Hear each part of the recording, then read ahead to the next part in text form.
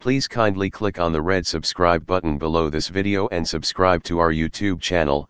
Thanks, God bless you as you do this.